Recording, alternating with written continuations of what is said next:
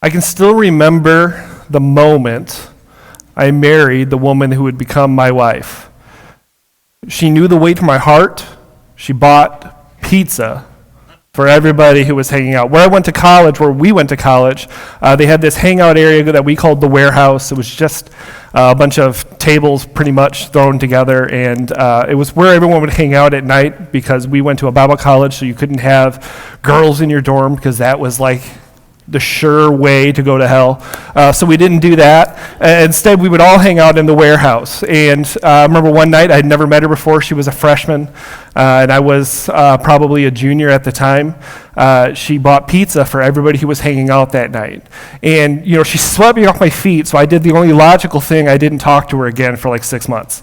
But then we ended up hanging out. Our two friend groups ended up kind of merging, and we started hanging out more and more, and I began to realize she's awesome. And so I like to joke that I tricked her into dating me because there was no shot, because I married way above my pay grade, there's no shot she would ever, consider anything romantic with somebody like me. So what I would do, at the time I was working full-time at a pharmacy. So I was going to class all morning. At 1:30 I'd leave and I'd go to work until 10, which meant I missed the cafeteria for everything. Like I didn't get any cafeteria meals. I wouldn't eat dinner until 10:30 at night, but you're in college, so that's, pretty much breakfast. And I'd get off work hungry and I'd need to eat. Rather than just grabbing fast food on the way, which I passed on the way back to college, I would come back and then I would wait till she came around, and then I'd be like, oh, I'm so hungry.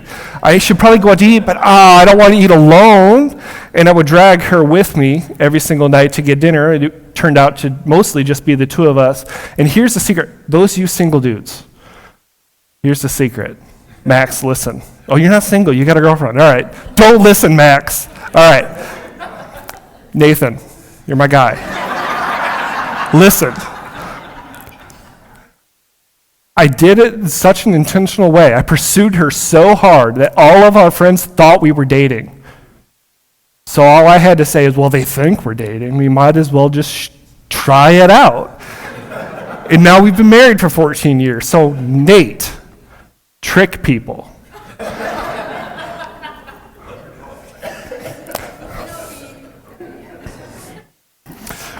We are in our third week of this series that we've been calling Rethink the Church. Over the course of this series, what we're trying to really get into is this idea that we're really asking the hard question of, is the church as it is today accomplishing what Jesus has commissioned us to be as the church? Have we gotten comfortable with certain aspects of the way we do things that we're not being effective? So we're asking questions and we're rethinking certain aspects of what it means to be the church. So far, we've talked about our purpose and how we follow a God who sends, and we as the church, our purpose is to be sent into the world. Last week, we rethought what it means to share Jesus. And we started to talk about how we don't share Jesus from a place of aggression and an arrogance, but rather through humility. That we do life with people. We learn where they are on their journey, and we show them grace and the good news. That we help them unpack the baggage that they have of Jesus, because we all have baggage. It was a call for authentic expression of faith. This morning, I want to continue this series of rethinking the church, and I want to kind of come at it from a slightly different angle. And here's the question I want to ask ourselves today. What's the point of giving your life to Jesus? What difference does it make? Just 2 days ago, baptized 6 people. What's the point? What difference does it make that we call Jesus our Savior? So often, I think when we talk about things like salvation, we use language in phrases that kind of paint a picture that the point of following Jesus is all about reaching heaven. It's all about where we go when we die. The goal of the Christian life is to go to a better place that's clearly not here. A lot of times I have to wonder if the way we talk about Jesus is very similar to the way I talk about work at 4 p.m. on a Friday. Like this Friday, right? I had the baptism service later today. I was not focused on work, right? I wanted to be out doing other things, and really what I find myself doing is just constantly checking the clock and biding my time for the weekend. When it comes to the way we live our Christian life, are we biding our time for heaven? Do we have a 4 o'clock on Friday type of vibe, just waiting for something better? Have we taken what it means to follow Jesus and reduced it to something that has no real significance for our day-to-day lives? This morning, what I want to do is I want to rethink what it means to follow Jesus, specifically what it means to be a disciple of Jesus. If you have a Bible, we're going to be in Luke chapter 14 together this morning. I'd encourage you to turn to Luke chapter 14. It'll be on the screen behind me as well. Luke chapter 14. We're going to start in verse 25.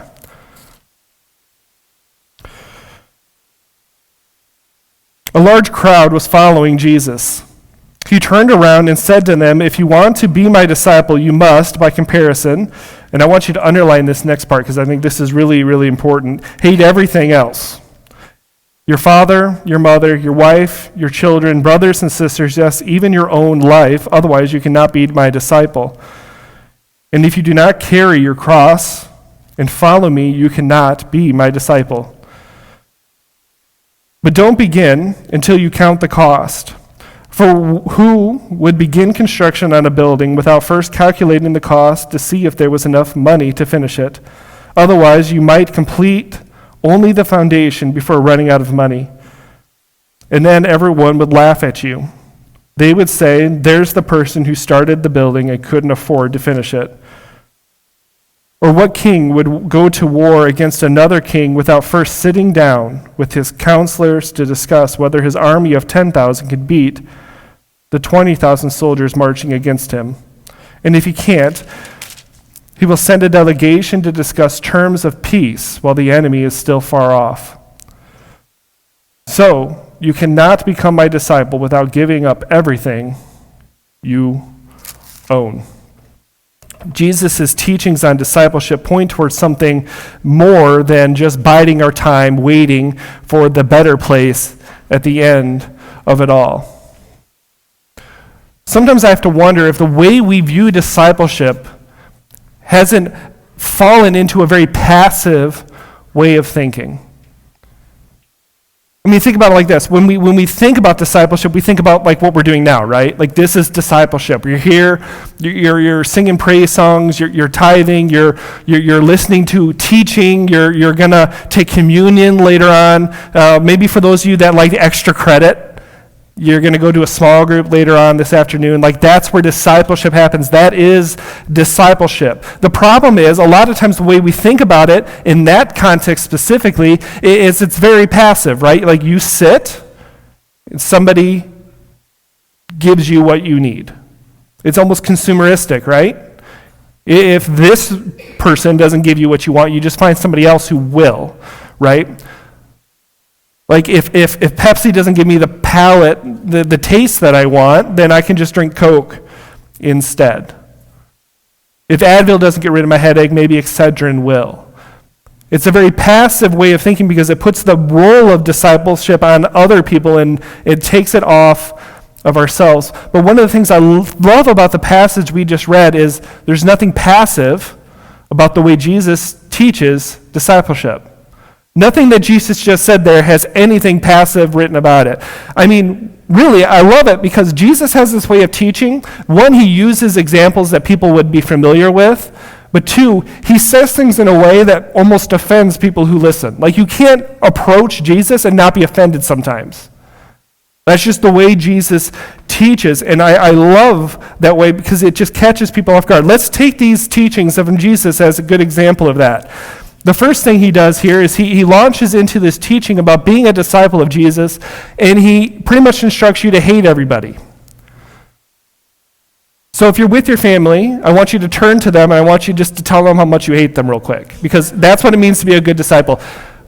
I'll let you emphasize it with a good punch to the face, because that's what Jesus is clearly teaching here, right? You're supposed to hate everybody. You're supposed to hate your father, your mother, your wife, your children, your brothers, your sisters, your very own life. That's a very jarring teaching. And you might find yourself thinking, like, isn't the whole point of Jesus to love everybody? Like, Jesus is love. Like, that's what the Gospels say. So what is Jesus saying here? Is he being literal or is he not? And how do we tell the difference? This is what I'm talking about with the way Jesus teaches. This is offensive. He's catching you off guard. His point isn't that you literally start hating your people next to you in your pew, right? His point is for you to be intentional about thinking about the relationship that you have with Jesus. I think really what you find here in the beginning of this chunk of teaching is really a lesson on priorities.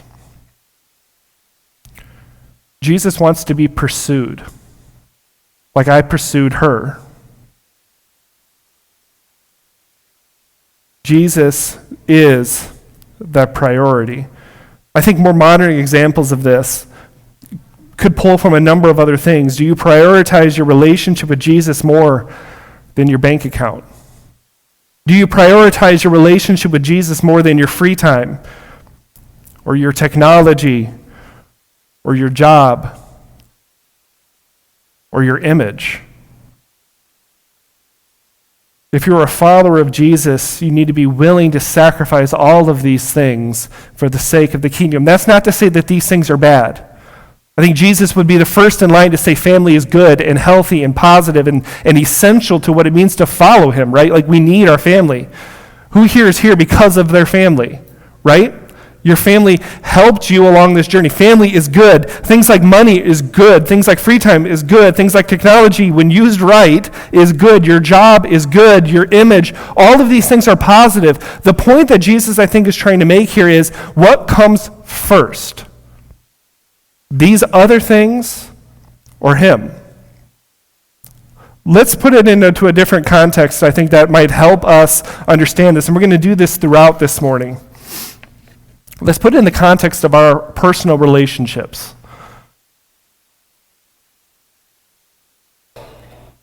How well will your relationships go when the person you have that relationship, maybe it be romantic or otherwise, when that person is always last on your priority list? We'll use my wife in our dating example. Do you think I would have been able to marry up if she always came last? If I didn't think about her all the time, if I didn't put her first, if I didn't, make sure she was a focal point of my life? How would you feel in your own romantic relationships if your spouse was always like, you know what, I would hang out with you, but, I have to work every single day instead, and I have to, I don't want to spend any money because my bank account's more important than you, so I'm just not going to ever do things for you. My image is more important, so we could be together, but I just don't want to be seen with you. I don't think you need to be a relationship expert to say that if you don't prioritize people in your life, those relationships are doomed for failure. Our relationship with Jesus is the same way. Do we prioritize our relationship with Jesus, or do we keep giving Jesus I'd like to be with you, but I have all these other things to do first. I'd like to be with you, Jesus, but I'd rather scroll Facebook. I'd like to be with you, Jesus, but didn't you know the new show on Netflix came out? I'd rather spend my time doing that instead. Jesus, I'd like to spend time with you, but, I'd rather exercise. These are all good things. Netflix is fine. Exercise is great. All of these things are good, but where does it fall into your priorities? If you are to be a disciple of Jesus, you have to prioritize the relationship with Jesus. Jesus is to be pursued. But Jesus isn't even done, because he has more to say about what it means to be a disciple of Jesus. He goes on to talk about this image of a builder. He wants to build this tower, but he doesn't ever count the cost to figure out if he can actually finish said project. Now, we don't know anything about this person because he's fictitious, but I've known people, because I'm kind of like this myself, where, and maybe you know people like this too, they talk a big game. My bet is this builder talked for years about how great his tower is going to be.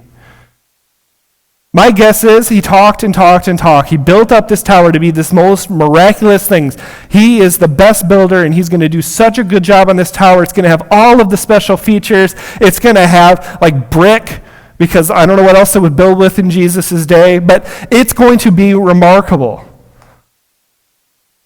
Problem is, the builder doesn't have what it takes to finish the job. He's all talk, no action.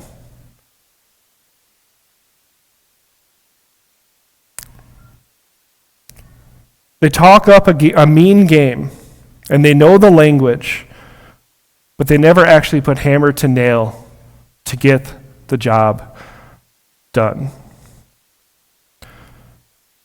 Intentions sometimes only get you so far. Again, let's take a look at our personal relationships.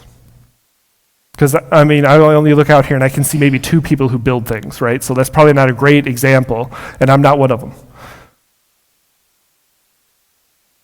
How frustrating is it to be around people who always talk about the things they will want to do, and they never actually do it? Imagine going to work. I was just thinking about this morning. We do this a lot of times in job interviews. Those of you who ever have job interviews, right? The whole point is to sell yourself. The problem is, if you sell yourself, you need to deliver on the things that you sell. I can't go into a job interview and be like, you know what, I could totally, build a building. I don't know how to do that. See, you don't even, just the phrase, build a building, shows you how inept I am to do so, right? But if I'm hired to do a job, I better be able to deliver on that, otherwise it's not going to work. Go into work on Monday and say, you know what, boss, I'm going to do this, this, this, and this. I'm going to do it all this week. And then don't do any of it and see how long you can keep your job. Right? It's not going to work out for you. We need to deliver on the things that we say. This week, all week long, I kept telling my family, I'm going to fold clothes, I'm going to fold clothes, I'm going to fold clothes. They sat the hamper clean. I'm going to fold it. Don't worry, I'm going to fold it. I'm going to fold it. I'm going to fold it. I did it yesterday only because I needed the basket to wash more clothes. Right? And then by the time you get to it, it's all wrinkled and gross, and you really just need to rewash it and start over at that point. So if my kids look disheveled, it's their fault. We laugh. And we talk about, those examples of of course you're not going to have your job if you keep telling your boss you're going to do stuff and you never deliver on the things that you say. That's all said in jest, but here's the hard truth. I think sometimes we do this with our relationship with Jesus. You attend messages like this. You read a book. You go to camp. You hear these motivational speakers. Maybe you watch something on YouTube, and you think to yourself, I'm going to do this. I'm gonna build my life around Jesus. I'm going to be this disciple. I'm going to go out there and I'm going to change the world for Jesus. Who here has ever thought, I'm going to change this world for Jesus? And that feeling lasts until we get to the car. We talk a mean game of what it means to be a disciple, but then we end up distracted and we lose interest. We start building, but we are not able to finish. Instead, we sit around and we watch other people build it for us, or at least we hope they will. We have one more example here, though. We have one more example where Jesus looks at a king who has these aspirations for greatness. A common image in Jesus' day would be this image of a king who would conquer lands. I mean, just think about Rome in Jesus' day. That's what Rome is doing. They're conquering land after land after land after land. They're building this mighty empire. Like, that's what kings all would desire to do. If you're a king, you want to have subjects to rule. Otherwise, you're not really a king. You're a dude in your house.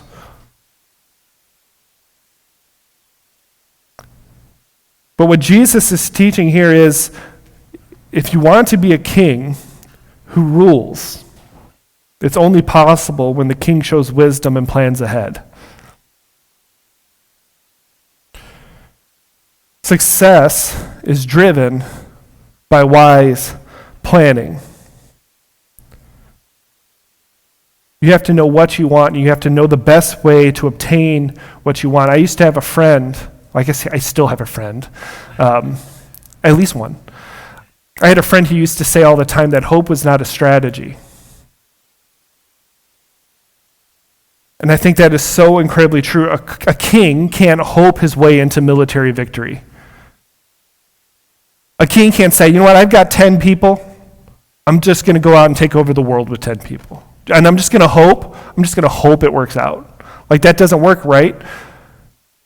I mean, kings, especially, even today, right? Military leaders, generals, people who are put in these types of positions, the only way they can be successful is if they bring their team of people together, their advisors, they listen to their scouts, they surround themselves with experts who have military backgrounds and victories, they know what it means to fight, they know what it means to win, they listen to their soldiers, they pay attention to things like morale.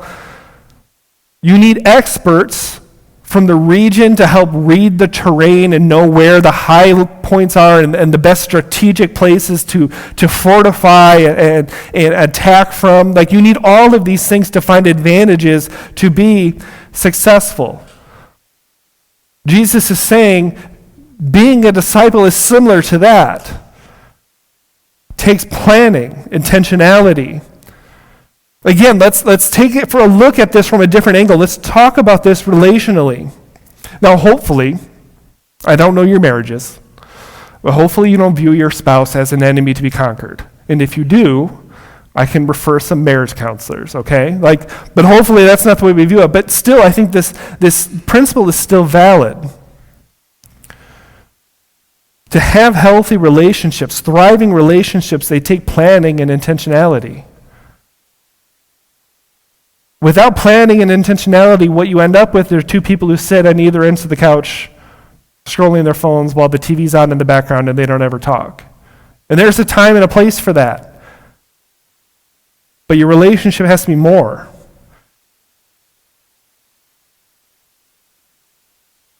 Life will always get in the way. Thriving, healthy relationships are those that feel prioritized, intentionality. This dating that occurred, right? It took planning, it took intentionality. I had to trick her into dating me, right? That wasn't just going to happen on its own. When it comes to our relationship with Jesus, are we being intentional? Are we planning? Because if not, it becomes very similar to the way we do our own relationships, where you're just kind of in the same room with them, but not really with them. So do you have a plan? Are you being intentional? Or are you content with just being in the same room with Jesus and not actually being with him?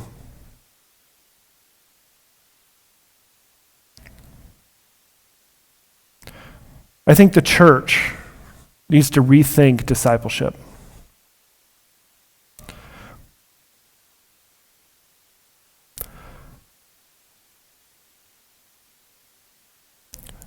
I think the way we often view church is that discipleship is something that professionals do for us. They plan sermon series, they plan small groups, it's something we go to, it's an event, it's a program, it's something on our church's website. It's something that others do, and it's for the extra credit types, it's the advanced, the professionals. If you want to really be like Jesus, that's fine, but it's not for everybody. Because the goal is heaven, after all. What's interesting is while Jesus talks about heaven, and heaven is real, I'm not discounting the fact of heaven, like that's a reward we all get to experience. But one of the things I find remarkable about the way Jesus talks about this relationship and discipleship is it's rarely ever attached to the idea of heaven. The focal point Jesus has every single time he talks about discipleship is this relationship that his disciples have with him and the way that relationship transforms them in the world around them. That's the focal point Jesus has. All of these examples we looked at today point us in that direction. The goal of this entire thing is this relationship we have with Jesus. Yet so often, whether inadvertently or not, we have this attitude towards discipleship where we want to just sit back and watch other people build our tower for us. It's no business of mine how the tower gets built as long as somebody else does the work. Sometimes I wonder if the expectation has been placed on the church to be solely responsible for helping people become the disciples. And this has led us to be really to a Christian culture that has become very passive when it comes to discipleship. Think about it like this. There are 168 hours in a week. How many hours do you spend in church every week? 1? Those of you that like to go extra, you have small group after, so I'll count that. So 3, right? Maybe 4 hours at most. 5 if you come early for praise team practice and setting up chairs. That leaves 167, 163 hours the rest of the week.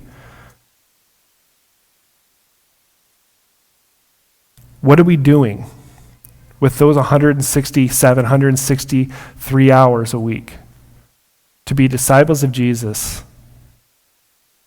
Or are we just relying on what happens here in this hour to be enough to fill our discipleship tank and we can just kind of run on fumes the rest of the week until we get to next Sunday and get filled back up?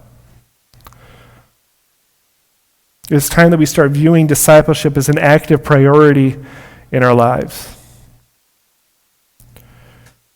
We need to stop viewing a deep relationship with Jesus as something only for the professionals, only for the people who like to be extra, those who are special, who like it added on to something else. It is rather a priority in the focal point of what it means to follow Jesus. Jesus wants to be pursued. The only way that happens is if we make the decision to pursue Jesus. Which means we have to spend time with Jesus, time without distraction. It might start with doing, morning devotion time and a morning time of prayer. That's a great place to begin, but I want to stress the fact that that's only the beginning. I think one of the misconceptions we often have when it comes to having a morning quiet time, morning prayer time, is that we really become experts at partitioning these times off. I'm guilty of this all the time. I'll wake up in the morning and I'll read, especially as we're reading the Bible together as the New Testament. We're in 2 Corinthians now. Like we're doing this as a congregation. It's great. It's awesome. And then I go off and I do the rest of my life and I just kind of leave Jesus behind in that morning time. Like my devotion time, that's my Jesus time. The rest of the time is for me. That's not what it means to be a disciple.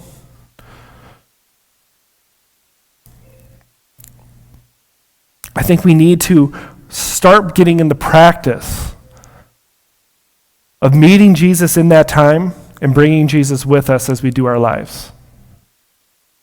Like I brought Ro to be dinner with me every single night. That's where the relationship thrives. Doing life together is how we build healthy relationships.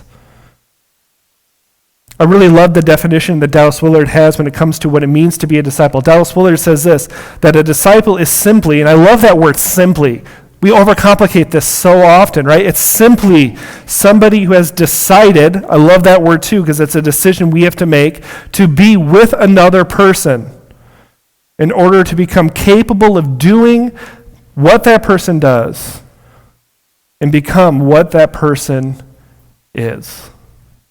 That's the mission that we have before us. We pursue Jesus to be capable of doing what he does and become who he is. So bring Jesus with you throughout your day. When a coworker comes to you with bad news, you're not just responding as you. You're slowing down and you're thinking through what it would look like for Jesus to respond to this person. How would Jesus love this person who had bad news? I just had an experience this week with a friend, a coworker who had bad news, and I had to slow down and I had to think, how would Jesus love this person? And then do the thing that you think Jesus would do in that moment. You're not going to always get it completely right, but that's not the point. The disciples, when they were with Jesus, messed up all the time. It's not about getting it all right. It's about that intentionality, that prioritizing, that planning, and that focal point. When we hear the ugliness of the political discourse, especially as we get closer and closer to November, guys, just a month and a half of this, so we can finally catch a break. We resist the temptation to respond too ugly with more ugly. And instead we slow down and we think, how would Jesus respond with love and grace in the midst of hostility and division? How would Jesus merge the divide? And we do those things. When we parent our kids or our grandkids, when we love them and we walk with them, we resist the temptation of simply making it through the day, which I'm so guilty of so often. I just want bedtime to come so I can recharge and do this again tomorrow. We resist that temptation and we begin to see that Jesus speaks through us into our kids, into our grandkids. This is what it looks like to be a disciple of Jesus, to partner with Jesus, to be transformed by Jesus. This is what it means to have this intentional relationship with Jesus. Just like any other relationship that we have, they become a priority. When Laura and I were dating, she was all I thought about. I might have been in class, I was thinking about her. I might have been at CVS, I was thinking about her. I might have been eating dinner with her, I was thinking about her, right? We have to find a way as the church to get back to a passionate place with Jesus where we pursue Jesus in that same way. So that the people we encounter can see Jesus with us, through us, because he is who we are consumed with. We need to bathe our lives in him. We have to spend time with Jesus, not just for 1 hour, but for all 167 hours of the week. We have to rethink discipleship to overcome what has become so passive and instead begin to engage with Jesus on a deep and personal and intimate level. We need to pursue Jesus.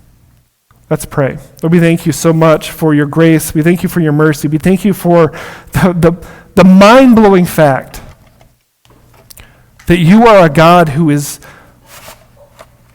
known, that you want to be pursued, you want to be known, you want this level of intimacy and relationship with people like me. Even though I'm messy, even though I'm complicated, even though I make mistakes, even though I will probably screw up before I even leave this building today, you want that relationship with me more than anything else. Help us to fall in love with you again. Help us to be consumed with you again. Help us to pursue you and to be bathed in your love. Lord, it's your name that we pray. Amen.